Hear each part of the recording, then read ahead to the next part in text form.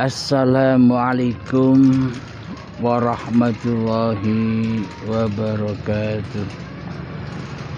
Bismillahirrahmanirrahim. Asyhadu an la ilaha illallah wa asyhadu anna Muhammadar Rasulullah. Allahumma sholli ala sayyidina Muhammad wa ala ali sayyidina Muhammad.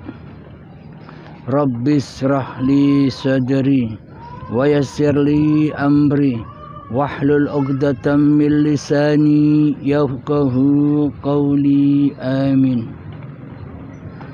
Bismillahirrahmanirrahim. Salam hormat dan salam takzim kami kepada seluruh pecinta channel Uripe Allah.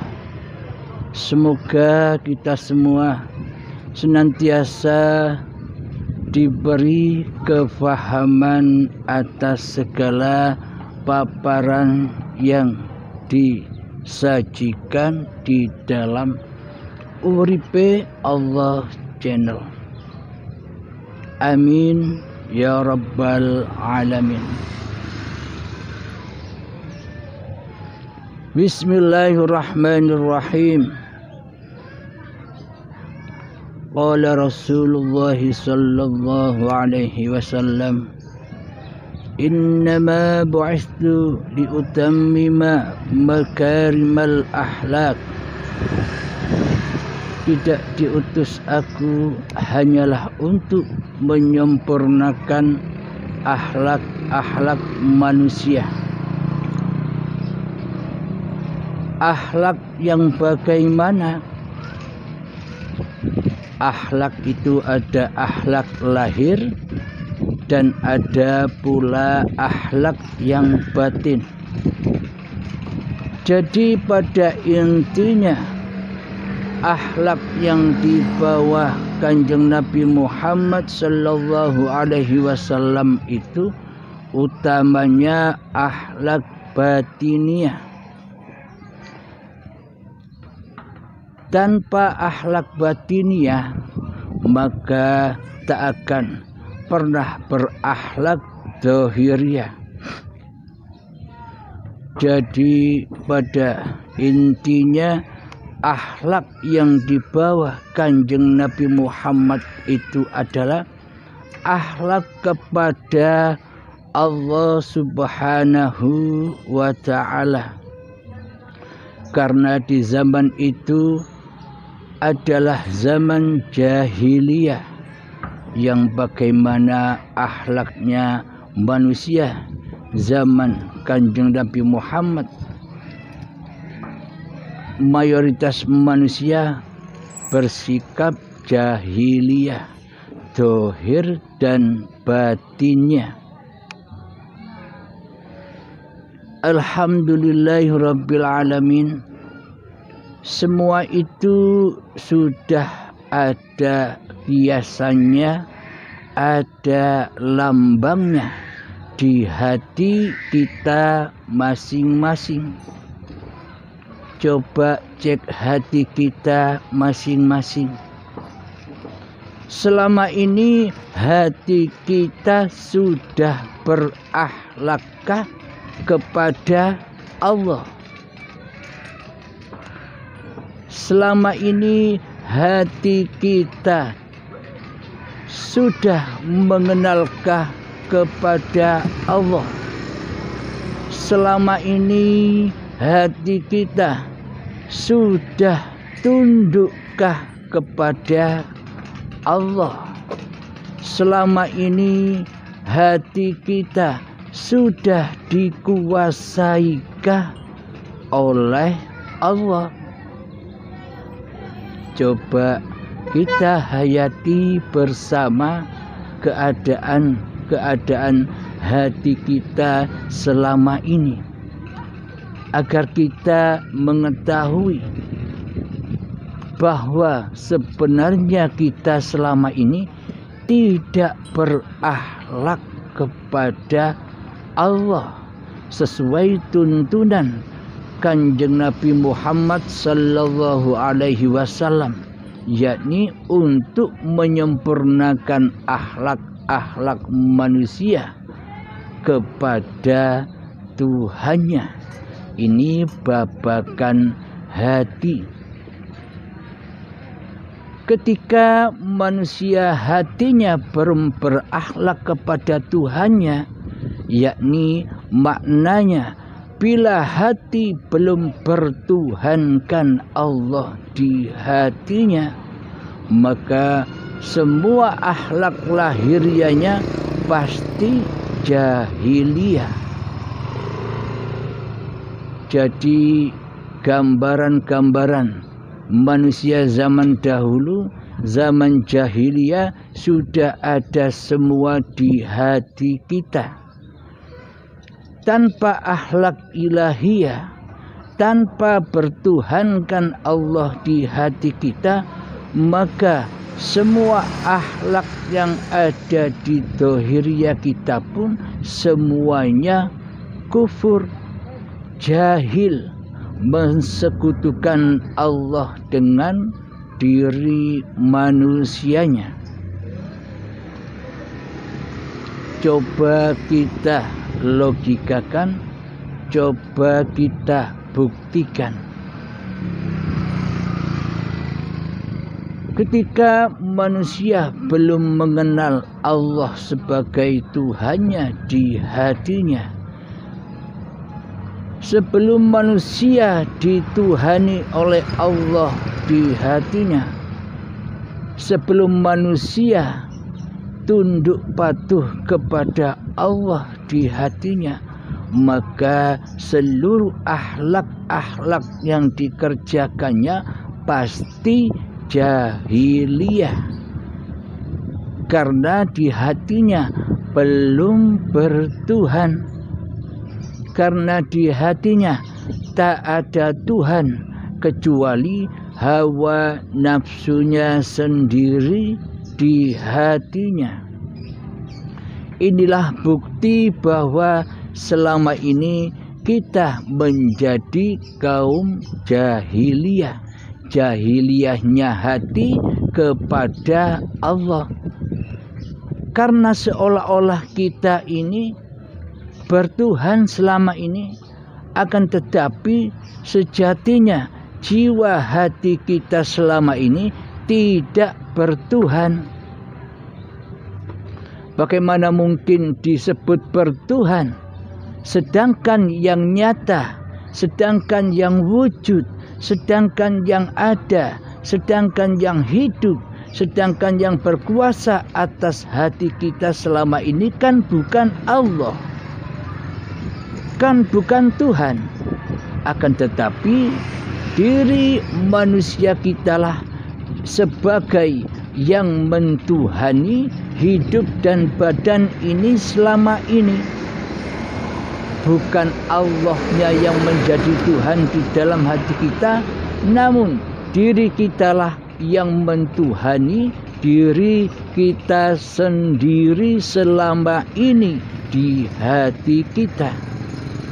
Itulah tanda bukti yang nyata bahwa selama ini hati kita jahiliyah kepada Allah, karena selama ini di hati kita tiada Tuhan selain hawa nafsu kita sendiri. Buktinya kita selama ini menyangka bahwa Allah itu tiada, Allah itu gaib, Allah itu ora wujud, Allah itu tidak kuasa, Allah itu tidak hidup di hati kita. Karena yang wujud di hati kita, karena yang hidup di hati kita kan bukan Allah, tapi diri kita sendiri.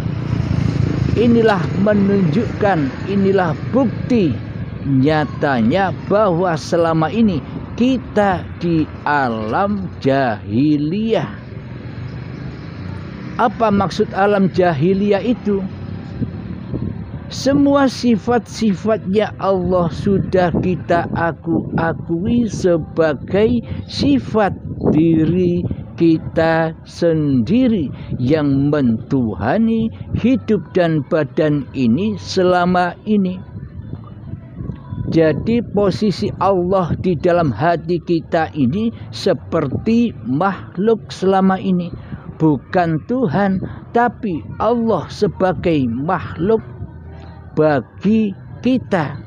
Sementara kita sendiri ngaku-ngaku sebagai penguasa hidup dan badan ini di hati kita. Inilah bukti bahwa kejahiliaan hati kita selama ini sama halnya seperti kejahiliaan kaum Quraisy sebelum kedatangan Kanjeng Nabi Muhammad sallallahu alaihi wasallam. Jahiliyahnya hati sebelum Kanjeng Nabi Muhammad diutus menjadi nabi. Jahiliyahnya hati ketika manusia belum bertuhankan Allah di hatinya. Inilah bukti kezaliman kita selama ini. Inilah bukti kejahiliaan hati kita selama ini. Inilah bukti persekutuan kita selama ini kepada Allah. Inilah sebagai bukti nyatanya bobroknya hati kita selama ini, jahilnya hati kita selama ini, dikarenakan belum bertuhan, dikarenakan belum kedatangan agama Islam di hatinya. Selama ini kita memeluk agama Islam hanyalah sebatas simbol-simbol saja. Hanya sebatas syariat-syariat saja. Akan tetapi selama ini hati kita buta, hati kita keras, melebihi kerasnya batu. Hati kita selama ini mati, jiwa yang mati, jiwa yang tidak sadar akan berketuhanan di sisi Allah. Karena selama ini Allah kita anggap tiada, Allah kita anggap gaib. Yang nyata, yang wujud di hati kita, kita sendiri selama ini yang menjadi Tuhan. Akan tetapi kita tidak merasa, akan tetapi kita tidak sadar bahwa selama ini kita tidak bertuhan, alias ateis, kufur di sisi Allah. Bagaimana mungkin kita dikatakan bertuhan di hati kita, sementara di hati kita tiada Tuhan selain hawa nafsu kita sendiri. Inilah bukti-bukti nyatanya bahwa selama ini hati kita tak pernah bertuhankan Allah. Karena selama ini kita yang merasa hidup, kita yang merasa berkuasa, kita yang merasa punya kehendak dan daya upaya, kita merasa yang berilmu dan sebagainya. Semua itu kan sifat-sifatnya Allah. Semua itu kan sifat-sifatnya Sang Pencipta yang kita rampas di hati kita sebagai sifat diri manusia kita sendiri selama ini.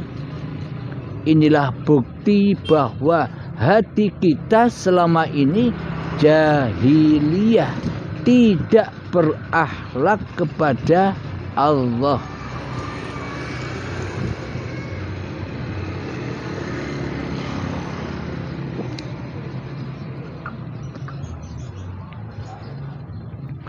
Jika di hati kita tidak berakhlak kepada Allah, jika di hati kita jahiliyah kepada Allah, mana mungkin kita bisa melaksanakan ibadah, mana mungkin kita bisa melaksanakan sholat, mana mungkin kita bisa melaksanakan kebaikan-kebaikan di sisi manusia, sementara di hati kita selama ini penuh dengan kebohongan, penuh dengan kedustaan, penuh dengan kejahiliaan kepada Allah. Jadi tidaklah mungkin manusia bisa hablum minan nas tanpa hablum minallah. Jadi pada intinya hablum minallah dulu baru bisa hablum minan nas. Hablum minallah dulu baru bisa sholat. Hablum minallah dulu baru bisa beribadah dengan benar di sisi Allah. Mari kita buktikan. Selama ini kan kita jahil kepada Allah, alias tidak mengenal Allah. Yang kita tahu hanyalah nama-namanya saja. Kepada zatnya kita tidak kenal, sehingga kita mentiadakan Allah, sehingga kita menggaibkan Allah di hati kita, sehingga hawa nafsu inilah akhirnya yang mentuhani sebagai Tuhan di hati kita selama ini. Maka ketika kita belum bertuhan, ketika kita sholat, di dalam sholat apakah kita bisa bertemu dengan Allah yang kita sembah? Tidaklah mungkin.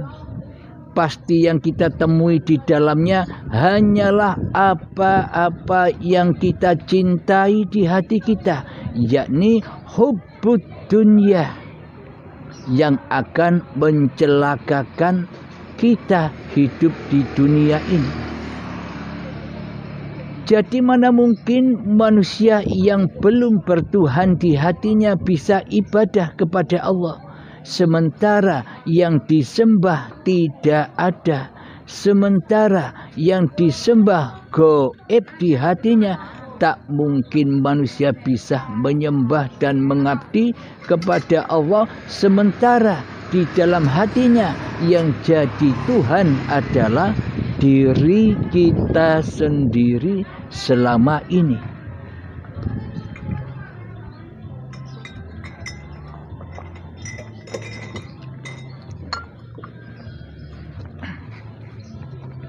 Maka jika kita bertuhan, wajib mengenal Tuhan siapa yang kita sembah.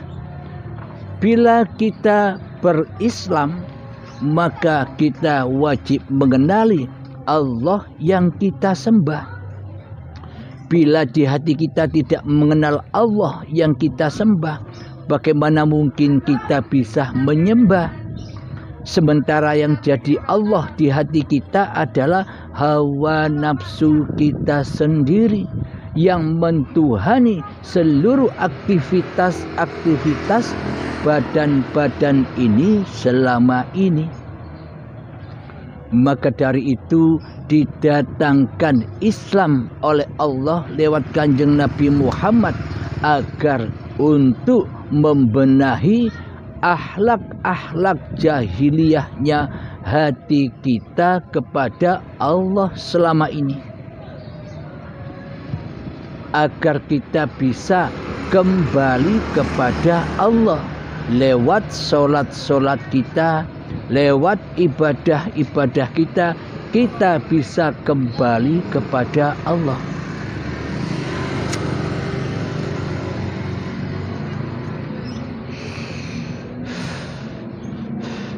Jadi maknanya sholat, jadi maknanya ibadah itu tak lain dan tak bukan adalah kembali kepada Allah. yakni menghamba kepada Allah di dalamnya. Bukan malah bermaksiat kepada Allah di dalam sholat dan ibadah kita. Seolah-olah badan-badan kita ini kelihatannya saja sholat, akan tetapi hati kita selama ini bermaksiat, yakni hati kita tidak sujud di dalamnya, malah hati kita keluar dari badan kita menuju hal-hal yang dicintainya di hatinya, yakni bertemu dengan dunia, bertemu dengan seluruh urusan dunia di hati kita selama ini. Meskipun kelihatan badan kita sholat, tapi hati kita maksiat. Jadi gugurlah, jadi hancurlah, jadi rusaklah seluruh sholat-sholat dan seluruh ibadah-ibadah yang kita lakukan selama ini, karena hati kita belum selamat kepada Allah, karena hati kita belum berislam kepada Allah. Jadi awwaluddin ma'rifatullah. Sebelum kita bermakrifat hati kita kepada Allah, maka seluruh sholat apapun, seluruh ibadah apapun takkan pernah bisa menyelamatkan hati kita dari selain Allah, karena kita belum masuk Islam. Hati kita masih kufur, hati kita masih ingkar kepada Allah, hati kita masih selalu mensekutukan Allah dengan diri manusia kita di hati kita selama ini. Inilah bukti nyatanya bahwa selama ini kita tak pernah bertuhan di sisi Allah.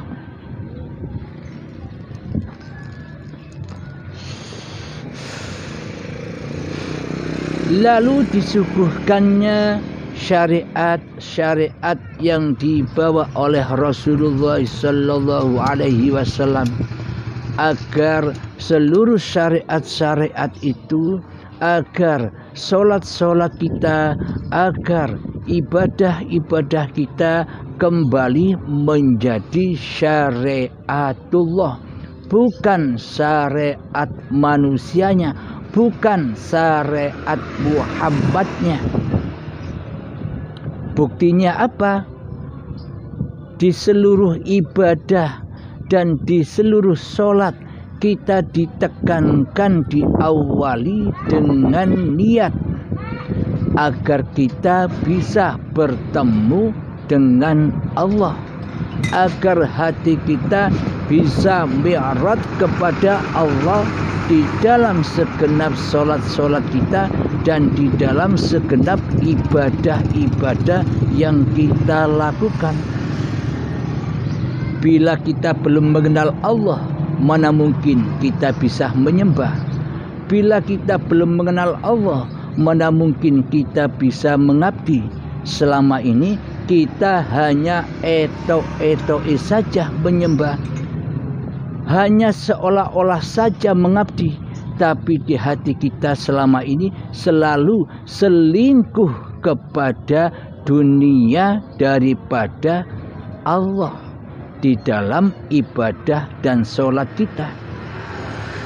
Itulah tanda bahwa hati kita selama ini jahiliyah, penuh dengan kebodohan, karena hati kita belum bertuhan, melainkan mentuhankan hawa nafsu kita sendiri sebagai Tuhan penguasa di singgah sananya hati kita selama ini. Seolah-olah kitalah yang berkuasa atas seluruh aktivitas-aktivitas yang kita kerjakan. Seolah-olah demikian, Karena memang kita belum bertuhan, yang ada di hati kita ya kita sendiri, seolah-olah kitalah yang mentuhani diri kita sendiri. Dan seolah-olah wayang yang sudah tak butuh dalangnya. Dalangnya disuruh pergi, dalangnya disuruh goib, dalangnya disuruh tiada, karena wayang telah merasa menjadi dalang, karena manusia sudah merasa menjadi Tuhan. Inilah bukti kenyataan kejahiliaan hati kita selama ini kepada Allah. Inilah kekufuran kita. Inilah keateisan hati kita yang dibungkus oleh agama, yang dibungkus oleh sholat. Kita beragama dan bertuhan secara syariat saja, agar bisa membungkus keateisan, kekufuran hati kita kepada Allah selama ini, agar manusia tidak melihat kekufuran hati kita selama ini kepada Allah. Akhirnya manusia terbelenggu oleh hawa nafsunya sendiri.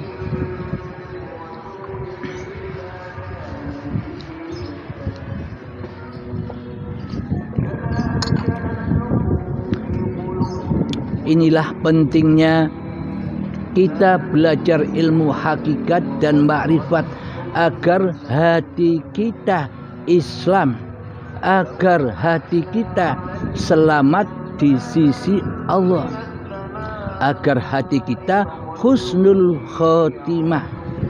Jadi tujuan manusia diadakan di dunia ini hanyalah untuk mati, menunggu mati.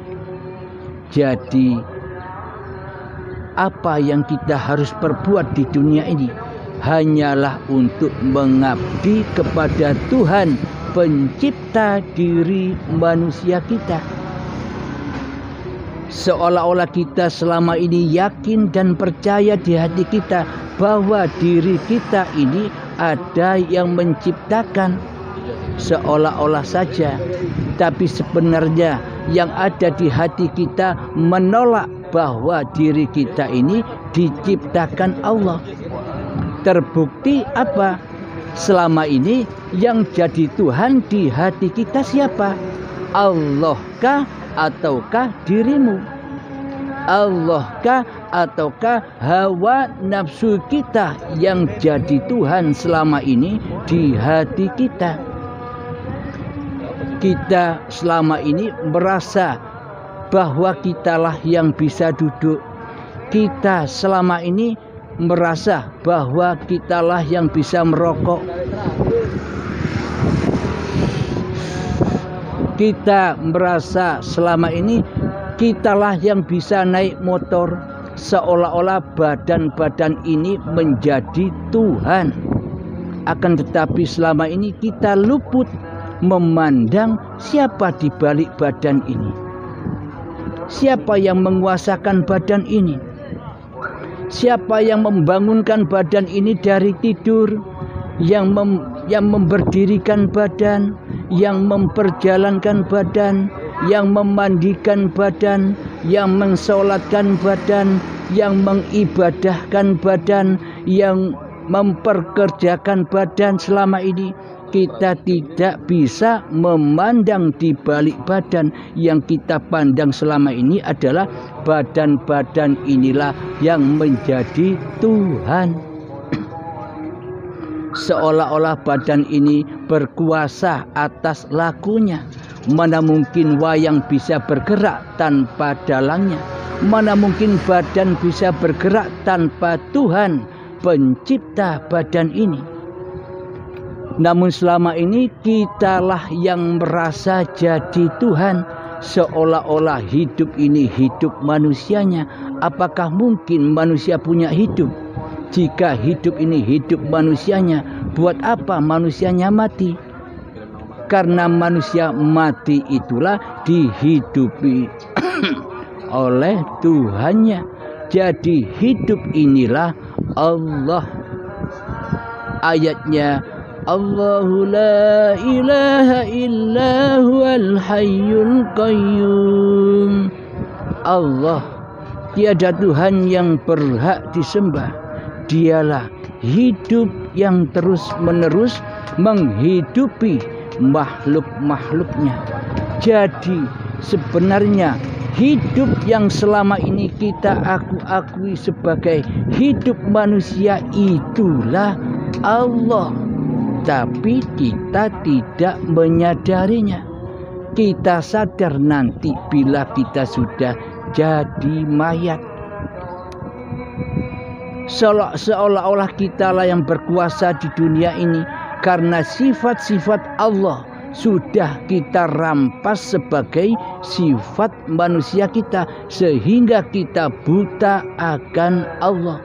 Lalu bagaimana mungkin kita bisa nyembah? Lalu bagaimana mungkin kita bisa mengabdi sementara yang jadi Allah diri kita selama ini? Nggih mboten. Bila kita ingin menyembah kepada Allah, bila kita ingin mengabdi kepada Allah, maka persembahkanlah seluruh sifat-sifatnya Allah kepada Allah. Kembalilah ke alam ketiadaan manusia kita. Sebelum manusia kita terlahir di dunia ini kan tidak ada awalnya. Dari tidak ada kembali ke tidak ada. Allahnya yang wujud, awalnya wujud, akhir pun juga wujud. Inilah realita keimanan hati kita selama ini yang masih jahiliyah. Hati yang jahil merampas kekuasaan Tuhannya di hatinya. Semoga kita menyadari hal itu, agar seluruh ibadah dan sholat kita diterima oleh Allah Subhanahu wa ta'ala. Bagaimana mungkin sholat dan ibadah kita diterima oleh Allah Subhanahu wa ta'ala, sementara yang jadi Tuhan adalah diri kita sendiri yang merasa bisa sholat, yang merasa bisa ibadah, yang merasa bisa berbuat baik, yang merasa bisa hidup. Karena di dalam doa iftitah, inna sholati wa nusuki wa mahyaya wa mamati lillahi rabbil alamin. Sesungguhnya sholatku, sesungguhnya ibadah-ibadahku, sesungguhnya hidup dan matiku hanyalah milik Allah. Nah, selama ini kita yang mengaku-ngaku memiliki semua itu. Berarti yang jadi Tuhan siapa selama ini? Anda atau Allah? Kita atau Allah yang jadi Tuhan di hati kita selama ini?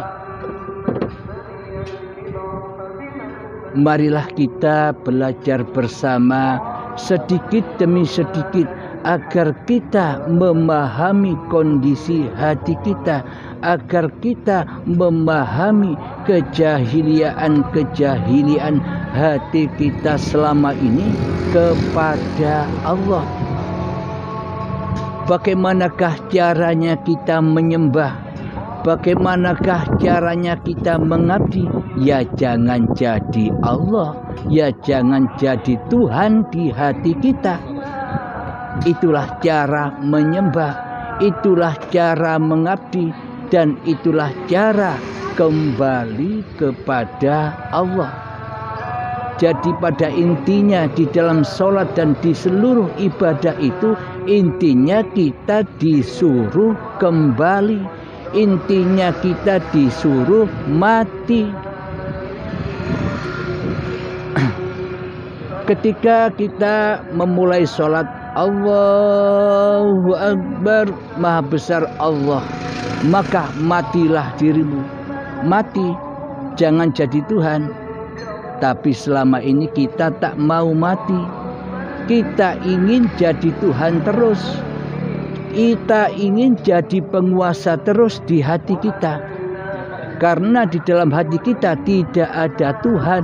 Yang ada hanyalah hawa nafsu kita sendiri selama ini yang mentuhani hidup dan badan kita ini.